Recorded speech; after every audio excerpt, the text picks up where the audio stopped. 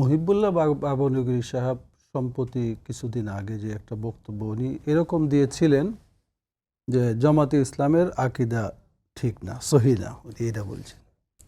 আমার মনে হয় যে এইভাবে বুট জামাতকে দিবেন না, এই ধরনের কথা উনি বলছেন কিনা এটা আমার জানা নাই। আপনার কোনো মিডিয়াতে আপনি পাইছেন কিনা জানি না।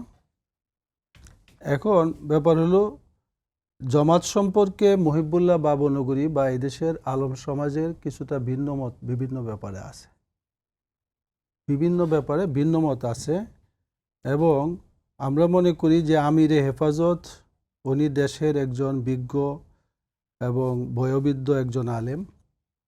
তিনি আমাদেরকে অথবা আমাদের দেশের বিভিন্ন দলকে সংশোধন করার স্বার্থে উনি বিভিন্ন সময় বিভিন্ন বক্তব্য বিভিন্ন জায়গায় দিতে পারেন, মুরব্বী এবং শীর্ষ আলেম হিসেবে। মুরব্বী এবং শীর্ষ আলেম হিসেবে। এবং ওনার সেই বক্তব্যটাকে অনেকে এটা পুঁজি করিয়া যদি মনে করে যে জামাতকে ভোট দিতে বলছেন, হুজুর জামাতকে ভোট দিতে নিষেধ করেছেন, তাহলে কি অন্যরা তাহলে ভোট পেয়ে যাবে, এই একটা ধারণা যে অন্যদেরকে উনি কিন্তু আর কোনো একটা দলকে ভোট দিতে বলছেন এরকমও বলেন নাই।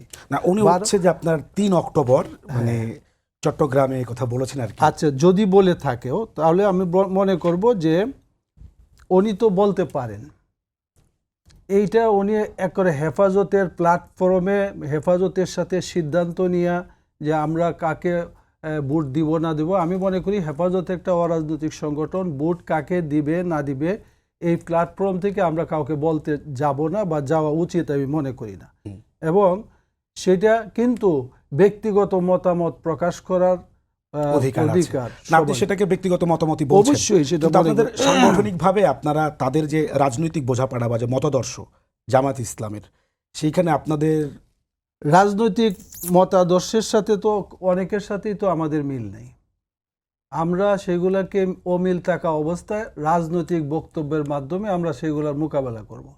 জামাতের সাথে আমাদের যে দ্বিমত আছে বা দেশে অন্যান্য রাজনৈতিক দল যারা আছে তারা নিজেদের বক্তব্য জনগণের কাছে নিয়ে যাবে, জনগণ যাকে ভালো মনে করবে তাকে জনগণ ভোট দিবে।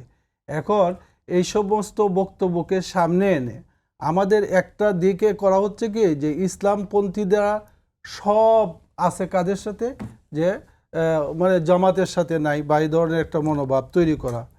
আসলে এই দেশে দেখেন জামাতি ইসলামীকে নিয়ে কিন্তু অনেক খেলা হয়েছে। জামাতি ইসলাম বিভিন্ন সময় আওয়ামী লীগের সাথে তারা কাজ করছে,